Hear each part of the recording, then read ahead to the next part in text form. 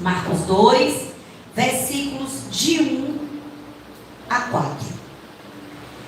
Diz assim: e alguns dias depois, entrou outra vez em Cafarnaum, e soube-se que estava em casa. E logo se ajuntaram tantos, que nem ainda nos lugares junto à porta cabiam. E anunciava-lhes a palavra.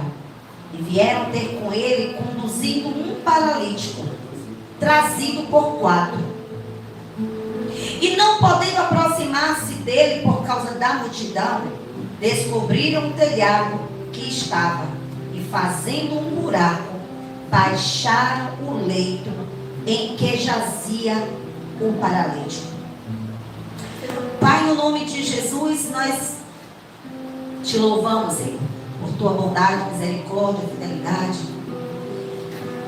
Mas também nessa manhã, Senhor, nós queremos apresentar ao Senhor esta palavra e a vida de cada irmão que está aqui, e aqueles que também estão assistindo, ouvindo essa palavra através da rede social.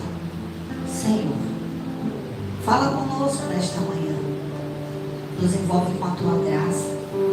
Eu ofereço a minha vida ao Senhor e eu te peço, Senhor, me ajude, porque eu de mim mesma nada sei e nada posso. Mas se o teu Espírito for a vida que flui dentro de mim, eu poderei compartilhar a vida com os meus irmãos. E é só para isso e por isso que eu estou aqui, para cumprir o propósito que o Senhor assim nos designou. Eu te ofereço a minha vida, os meus lábios, a minha mente. E desde já, nós como igreja já declaramos que todo espírito que não louva o Senhor, ele não tenha permissão para estar neste lugar. Que todo cansaço, peso, toda fadiga, toda distração, todo bloqueio na mente seja destruído pelo poder que é no nome do Senhor Jesus Cristo. E que em nós esteja o descanso do Senhor, no nome de Jesus. Amém, irmãos? Irmãos, nós estamos vivendo um tempo complicado. Um tempo em que as pessoas estão buscando isolamento. Observe. As pessoas estão com dificuldade de viver em comunidade. E nós vemos esse reflexo, o reflexo dessa mentalidade também na vida da igreja. E alguns dizem que esse isolamento, esse distanciamento, alguns dizem assim: não, eu preciso me blindar. Outros dizem assim: não, eu tenho medo de olho grande, assim, de inveja. Eu tenho medo de espíritos que alguns possam carregar, trazer para a minha vida.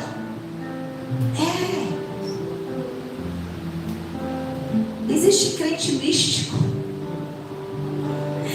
Existe muito cristão que tem medo de muitas coisas. Mas deixa eu lhe dizer, isso tudo é somente desculpa para viver isolado. Só que quando nós vamos para a palavra, não é esse tipo de vida que nós vemos Jesus se movendo e aqueles também que o cercam vivendo. Não. O que nós vemos a todo instante é uma vida de comunidade. É uma vida de repartir. É uma vida de comunhão. É uma vida de cooperação. Quando olhamos para o mundo com os nossos olhos espirituais, nós conseguimos compreender o propósito de Deus. E por isso nós temos revelação de qual é a vontade de Deus. Em Marcos, no capítulo 2, diz que alguns dias depois, que dias são esses? Depois de que mesmo? A Bíblia diz, capítulo 1, versículo 29, vamos saber? O que é que está se falando a respeito desses dias? Capítulo 1, versículo 29 diz assim: e logo, saindo da sinagoga, foram à casa de Simão e de André, com Tiago e João. E a sogra de Simão estava deitada com febre, e logo lhe falaram dela. Então, chegando-se a ela, tomou-o pela mão, levantou-a e imediatamente a febre o deixou, e servia-os. Versículo 33 diz: e toda a cidade se ajuntou aonde? A porta da casa de quem? A porta da casa de Simão. Observe que o ministério de Jesus era um ministério que se movia de casa em casa. Não havia espaço para isolamento. Não havia espaço para distanciamento. Ei, eu ouvi falar que Jesus está em Cafarnaum. E quando ele vai para Cafarnaum, ele se hospeda na casa de Pedro. Pedro? Quem é Pedro? Pedro é aquele que é seguidor de Jesus. Eu fiquei sabendo que ele esteve lá para socorrer a sogra de Pedro. E eu soube que Jesus curou a sogra de Pedro. Então, se Jesus está na casa de Pedro, vamos todos para a casa de Pedro. A Bíblia diz que era uma multidão, uma cidade na porta de um homem. Agora, quem eram essas pessoas? Endemoniados. Meu Deus. Pessoas enfermas. Pessoas de todo tipo buscavam a casa onde Jesus estava. Mas Pedro não podia se isolar. Pedro não podia fechar a porta e dizer: para, que eu estou com medo dos espíritos. Porque é tanta gente demoniada na minha porta que esses espíritos podem ficar pregados, colados na minha porta. Meu Deus. Ai, vão olhar tudo que eu tenho. As pessoas vão ficar com inveja de mim. Meu Deus. E quando eu olho para a palavra, e eu olho para o nosso comportamento, eu vejo que nós estamos muito distantes da realidade de Deus para nós. Porque quem está em Cristo não deve ter medo de nada. Porque onde Cristo está, a abundância acontece. Onde Cristo está, o milagre acontece. Onde Cristo está, os demônios não podem subsistir. Porque Ele é o Deus Todo-Poderoso que está que veio, encarnou, habitou entre nós e agora está em nós. As pessoas sabiam que naquela casa milagres aconteciam. E por isso, aquela casa era uma referência da glória de Deus. Mas essa geração prefere viver o isolamento e o distanciamento. Essa geração coloca até assim na porta: essa casa pertence a Jesus. Esse carro é propriedade particular de Jesus. Será? A casa de Pedro era uma base militar.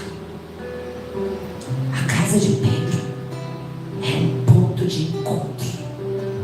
A casa de Pedro era um lugar onde Jesus podia ficar, se hospedar e poder cumprir o propósito do Pai. Sabe por quê? Porque o mais importante para Pedro não era o que ele tinha, mas a vida que ele havia recebido do Pai. Será que alguém pode nessa manhã bater na sua porta e buscar a Jesus como fonte de vida? Será que na sua porta podem se juntar endemoniados, enfermos, debilitados? E eles podem dizer assim: ei, eu ouvi dizer que nessa casa Jesus está. Eu ouvi dizer que a fonte da vida está nessa casa. Ei, você pode me dar um socorro? A casa de Pedro era a casa do socorro. E o texto diz no capítulo 2 que alguns dias depois entrou outra vez em Cafarnaum. E esse lugar e esta casa era a casa de Pedro.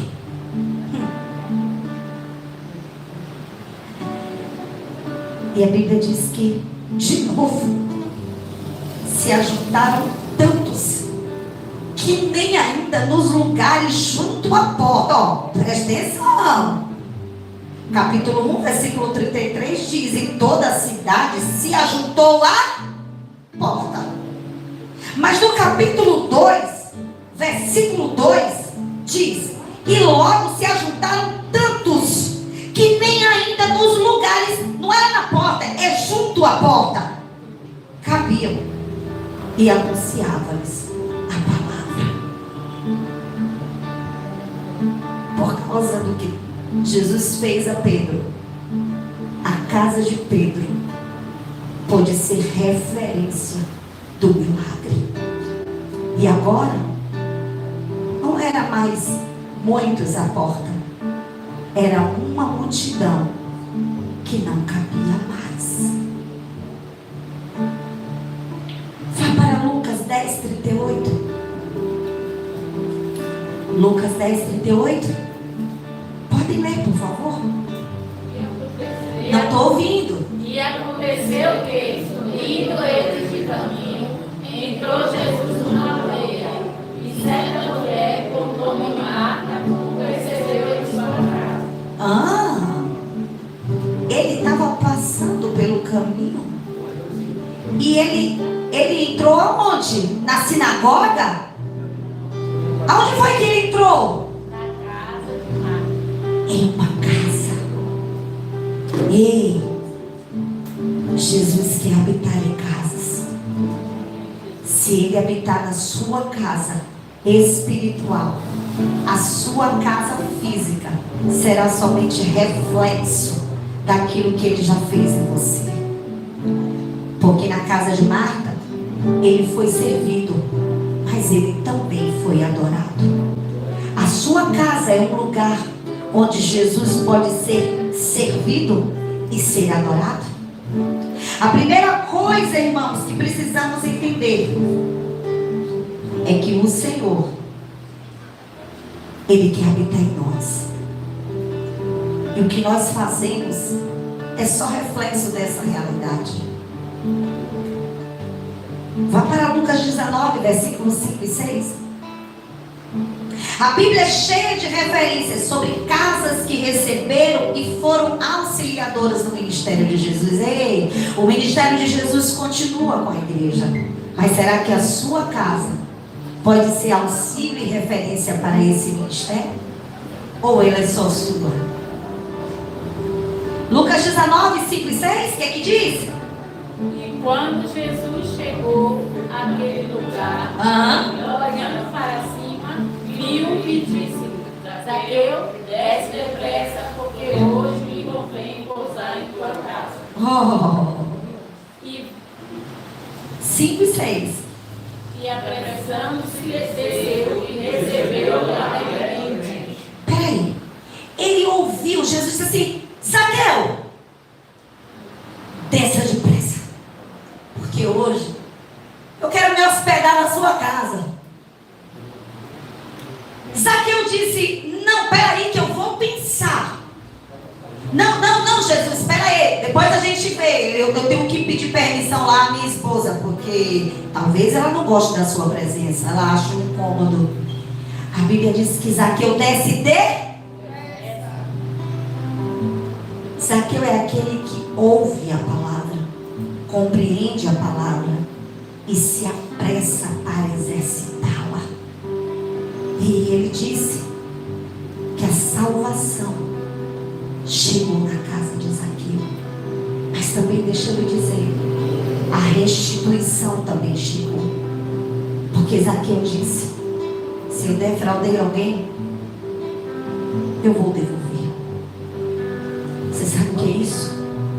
Na casa onde Jesus está, tem salvação, mas também tem restauração financeira. Porque quando Zaqueu devolve aquilo que ele pegou ilegalmente, ele está saindo debaixo de um jugo de maldição financeira, e ele passa a entrar num ambiente de bênção. Então, na casa onde Jesus está, a casa que acolhe Cristo, que se move para o ministério de Cristo, a casa onde é reflexo da glória e do propósito de Deus, ela não só recebe salvação, mas ela recebe alinhamento, restituição em todas as áreas. Lucas 5, 27 e 29. Vamos lá. Lucas 5, 27 a 29. Vamos ler, irmãos. E depois disto saiu e viu um publicano chamado Levi, assentaram na recebedoria, e disse-lhe: segue-me. Levi estava trabalhando, viu? E ele deixando tudo, levantou-se e seguiu. E fez Levi um grande banquete em sua casa. E havia ali uma grande multidão de publicanos e outros que estavam com eles à mesa. Presta atenção. Levi estava ocupado nos seus negócios. Mas quando Levi ouve o chamado do Senhor, segue-me. E a casa de Levi tornou-se um lugar de um evangelismo tremendo. Levi não se preocupou com o que ele ia gastar. Ele não teve pena. Ele foi generoso, porque na casa onde Jesus está há generosidade. A Bíblia diz que ele preparou um grande banquete. Por que um grande banquete? Porque ali tinha uma grande multidão. Ei, eu imagino Levi dizendo assim: mulher, bora preparar um banquete. Ajeita a casa, chama todos os vizinhos. Vamos dar muita comida para o povo. Sabe por quê? Porque nós teremos muita comida espiritual. Nós seremos supridos da vida de Deus. Então eu reconheço a salvação que Ele me deu, e por isso eu sou generoso. Chama todo mundo, quem quiser vir, porque vai ter um grande avivamento na minha casa. Vai ter um grande evangelismo na minha casa. Todos saberão, eu não tenho vergonha desse Cristo. Eu larguei tudo, deixei tudo para trás por amor a Ele. E eu quero que todos saibam o que Ele fez na minha vida. Meu Deus. Na casa onde Jesus está, o Evangelho é pregado. As boas novas são anunciadas. E a vida de Deus flui. Flui porque nós entendemos o que é vida. Flui porque nós temos a revelação de quem é Ele. Então não estamos preocupados com quem vamos receber, porque ainda que aqueles que se cheguem até nós estejam carregados de morte, quando eles estiverem em contato com a vida, eles serão transformados, meu irmão. Para de se preocupar com coisas e deixa o Senhor trabalhar. Deixa o Senhor fazer. Permita que a sua casa seja um ponto de encontro para que a glória de Deus desça e permaneça. Que os seus vizinhos ouçam e digam: o Senhor está na casa. E eu posso ver a transformação. E eu ouvi falar que quando a gente chega na casa de fulano, a gente recebe uma oração e sai de lá restaurado. Olha, eu cheguei muito triste, bati na porta de fulano e ele me recebeu com alegria e com amor. E eu saí de lá transformado, cheio do gozo de Deus. Aleluia. Ah, Jesus. Mas às vezes vezes nós estamos tão ocupados, nós estamos tão preocupados com a nossa vidinha, com os nossos compromissos, com os nossos problemas, que a gente não tem tempo nem para parar e ouvir 10 minutos a aflição do outro.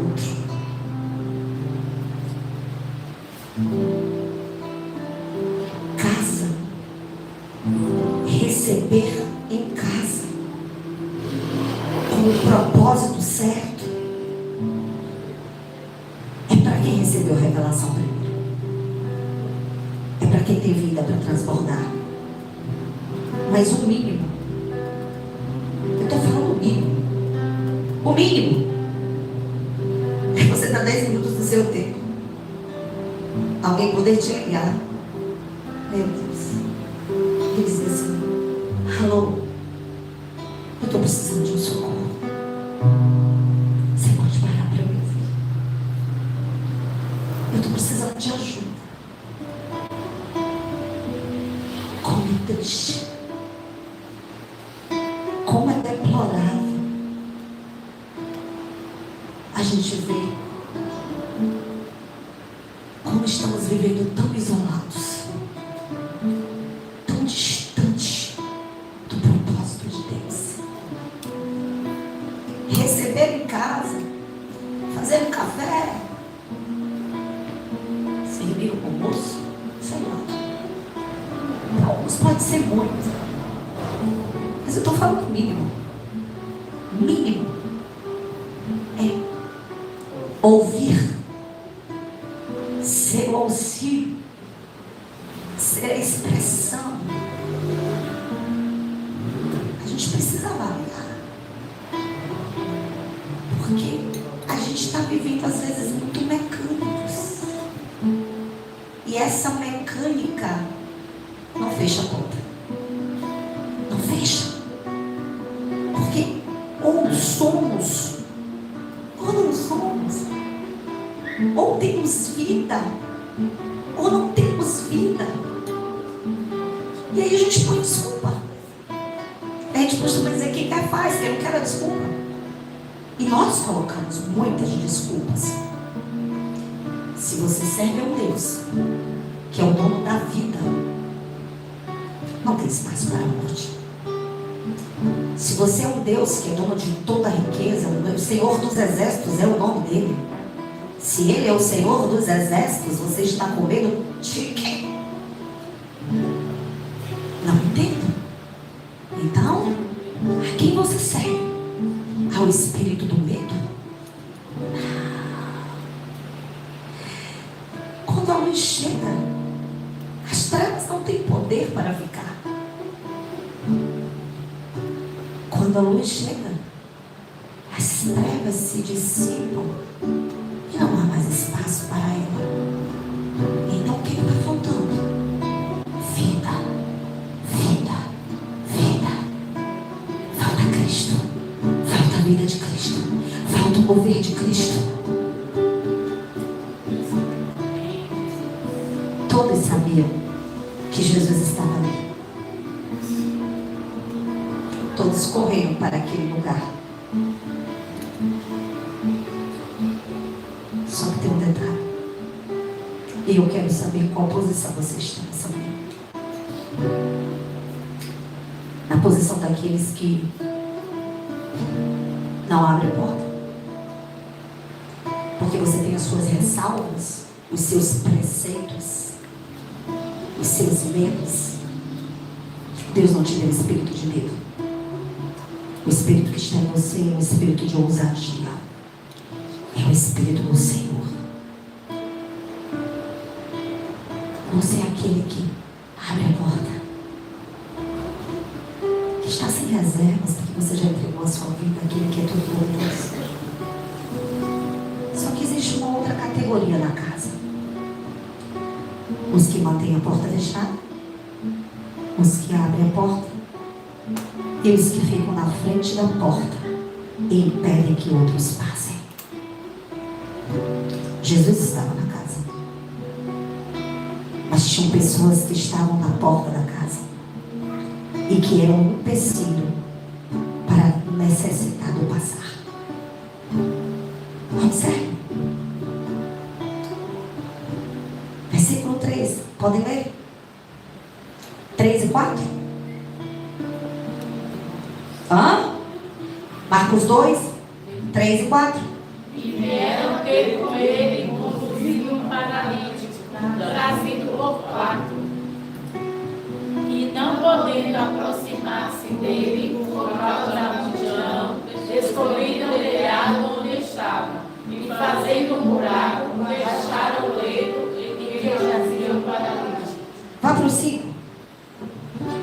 E Jesus, vendo a fé dele, disse ao paralítico: Filho, perdoados são os teus pecados.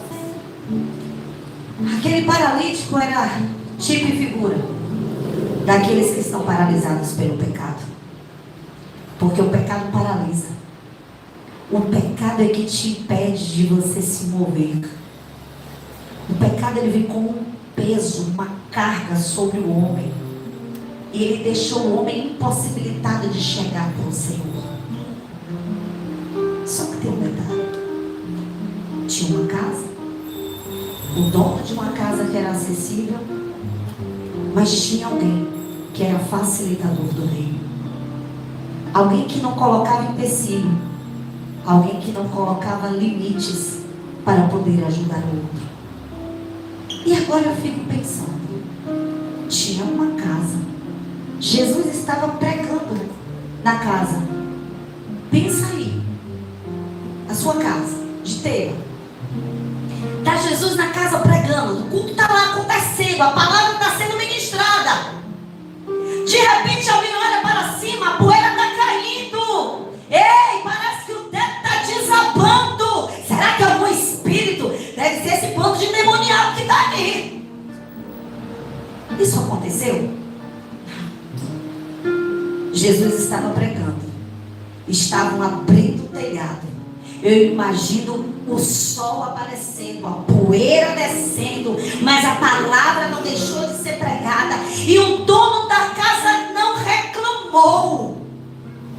Talvez se fosse eu e você dissesse: para a pregação agora, porque o meu telhado está se abrindo e eu vou tomar um prejuízo. A obra está me trazendo prejuízo. Pararam para raciocinar? Que teve um prejuízo de um telhado? O telhado foi aberto, irmãos. E o texto não diz quem foi que consertou. O texto é concluído sem dizer quem botou o telhado no lugar. Sabe por quê? Porque a preocupação não estava nas coisas. A preocupação estava na vida das pessoas, no mover de Deus que estava no lugar. Porque aquele que entrega a sua casa é porque primeiro já entregou a sua vida. E o que é mais importante? Sua casa, a sua vida, meu irmão. Se você já entregou o mais importante, o que é que tem a ver as suas coisas? Elas não importam mais. Ninguém citou a casa. Ninguém gritou por causa da poeira.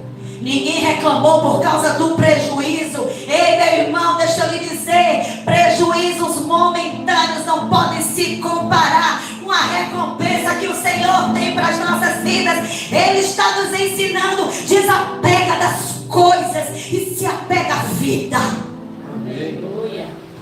Desapega das coisas. Solta.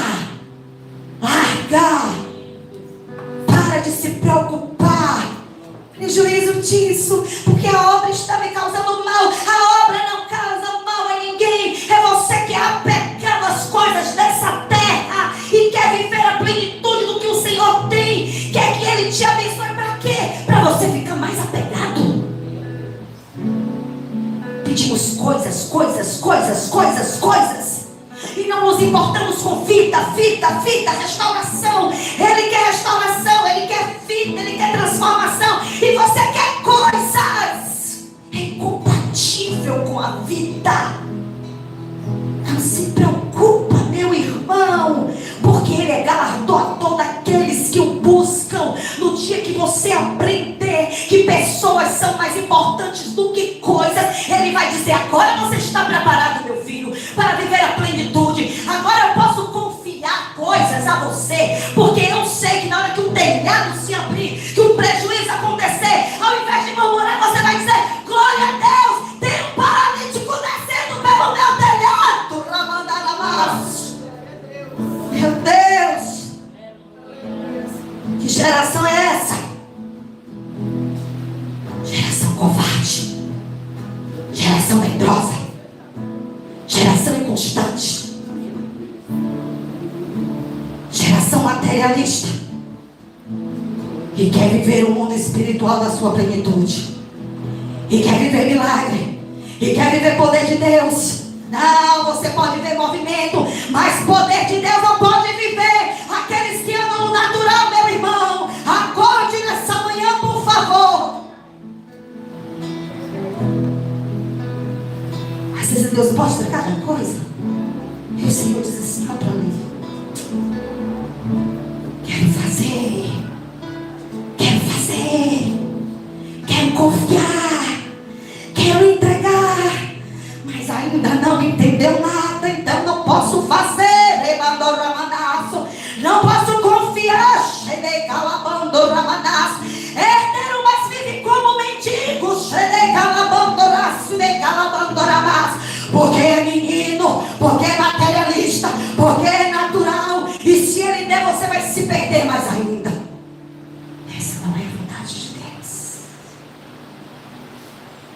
Ele quer casa, porque casa aponta para a habitação, porque casa é onde a vida cresce, casa é o lugar onde a vida desenvolve.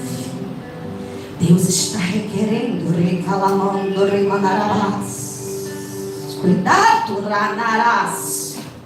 Richelecalabando, ramanás. Cuidado como você se move. Cuidado, porque era de casa em casa. Era vida expressando vida. Era vida em movimento. Jesus foi, mas confiou a você algo precioso. Você tem casa. Se Ele não pode usar a sua casa, vai usar você como? Não me diga que Ele te usa, se o que você tem não pertence a Ele, se o que você tem não é para Ele. Deixe essa vida de isolamento, e você vai ver o que o Senhor vai fazer. Qual a sua posição hoje? Como você se encontra? Você é o Pedro que foi alcançado por Jesus, e que tudo que possui era para serviço da obra? Você está na condição do paralítico necessitado de ajuda? Ou você é alguém que não mede esforços, supera as barreiras, está disposto a levar alguém para Jesus? Ou você é um empecilho para a obra? E aquelas pessoas estavam na porta. Era uma multidão querendo entrar.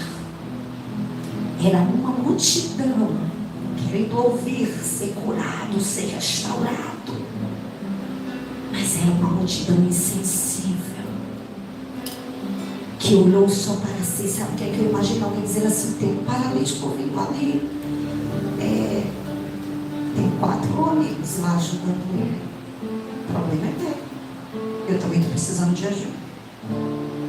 Oxe, não, eu também estou com as minhas dores, eu também estou com os meus problemas. Ele que lute e espere a vez dele. E aí eu imagino alguém dizendo assim: fecha a passagem. Sabe por quê? Porque depois de você sou eu.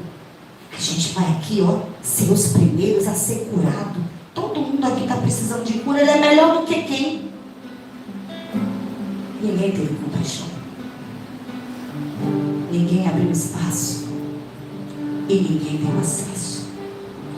Deixa eu dizer, meu irmão, se você não tem acesso, Deus vai levantar alguém para fazer aquilo que você não quer fazer. vezes Deus requer de nós o mínimo. É só abrir espaço para o outro passar. E a gente não quer. Aí Deus pega, levanta outro e diz assim: você não quer abrir espaço, então eu pego o outro, coloco ele nas costas do outro e eu conduzo.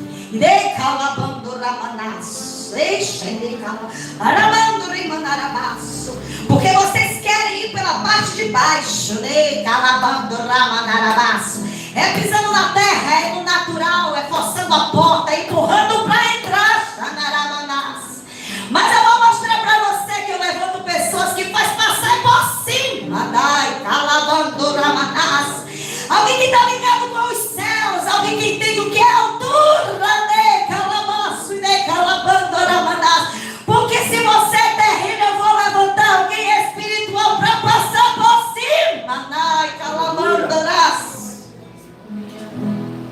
E você vai perder a oportunidade de vir à glória. Porque quem estava impedindo a passagem não conseguiu ver a glória de Deus. Deus fazendo na vida do paralítico. O paralítico descendo. E eu imagino quem estava na casa. Eu imagino a família de Pedro. Alguém dizendo assim: mas o telhado, não quero saber de telhado. Eu estou preocupado com esse que desce. Cuidado com ele. Porque hoje ele vai ser curado. Porque na minha casa tem vida, não tem morte. Meu Deus. Será que a sua casa é o reflexo da vida? Olha para o seu irmão nessa manhã e diga: meu irmão, aquele que cura é o mesmo que liberta. E ele é poderoso para lhe restituir. Não se preocupe com as perdas. Porque se Jesus realmente for o Senhor das casas, Ele tem recompensa para dar. Temos que abandonar, irmãos, esse evangelho fantasioso. E temos que viver o evangelho da prática. Porque o mundo já está cheio de fantasia. Mas Jesus nos chama hoje para viver a prática do reino de Deus. Fique de pé nessa manhã e faça uma análise da sua vida. Faça uma análise de como você tem se movido. Porque hoje é dia que o Senhor está nos chamando para um reposicionamento. Jesus cura, liberta, perdoa os nossos pecados. E são esses pecados que nos impedem de caminhar. Versículo 11 do capítulo 2 diz assim: a ti te digo, levanta-te, toma o teu leito e vai à tua casa. Levanta-te, meu querido. É manhã de você ficar de pé e ir para onde? Porque na casa o Senhor vai recomeçar todas as coisas. Ele não disse: levanta-te e vai te mostrar para o sacerdote. Levanta-te, saia por aí anunciando o que eu fiz na sua vida. Ele disse: não, levante, pegue o seu leito e volte para casa. Hoje o Senhor está nos dizendo: levante-se hoje, volte para a sua casa, faça uma análise de como tem sido a sua casa. As marcas de Pedro estavam no telhado. Coloque suas marcas em mim. Coloque as marcas que o amor fez em você. Não tem problema se o telhado cair.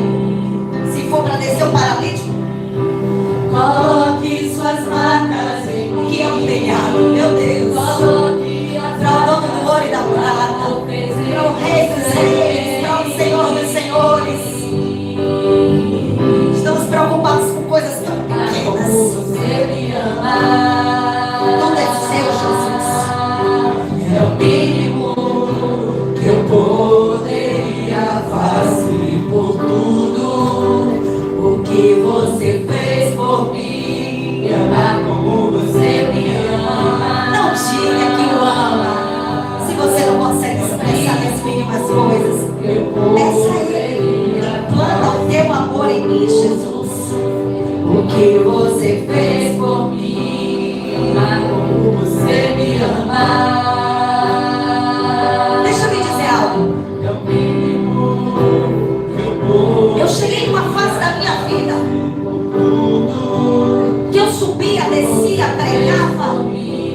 movia. Mas teve um dia que eu parei em mim mesma. E eu disse: será que eu faço tudo isso por amor? E eu busquei o amor de Cristo dentro de mim pelas vidas. E eu não encontrei. E eu confesso diante da igreja. Foi num tempo onde eu mais preguei.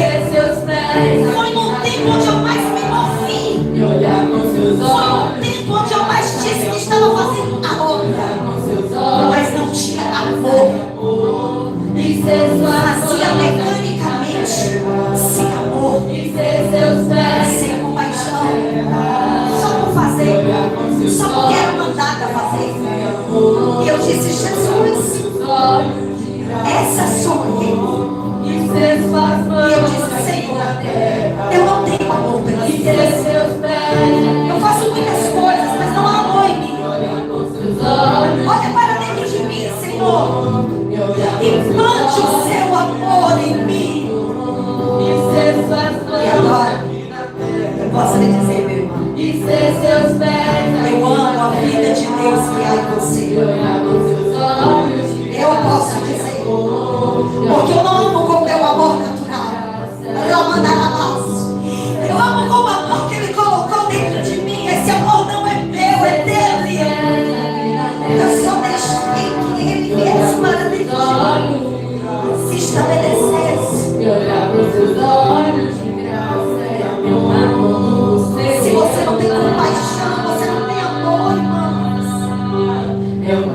Se você não consegue demonstrar misericórdia, irmãos, é nas mínimas coisas. É no toque. Você fez por mim. É no abraço. É no pegar, dizer: meu irmão, como eu te amo. É o mínimo. Não são falas vazias. São falas carregadas de amor, de compaixão. E você olha para o outro